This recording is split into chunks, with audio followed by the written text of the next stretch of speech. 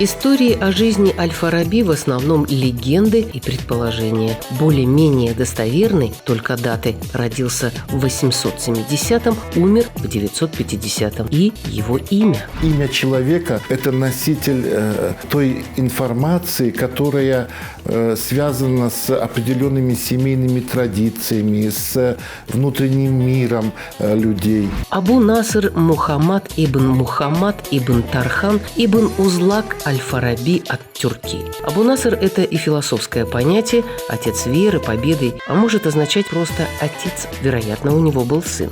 Так или иначе, эта часть имени появилась позже. При рождении будущего ученого назвали Мухаммад. Его отца тоже звали Мухаммад.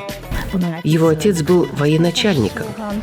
Похоже, отец ученого принадлежал к тюркской аристократии, о чем свидетельствует имя деда – Тархан. В переводе с тюркского означает титул «главный» или «военачальник». Узлак – имя прадеда. Низба Аль-Фараби говорит о месте рождения. Это приставка, которая указывает на происхождение из конкретной местности. Фараб, он же Атрар,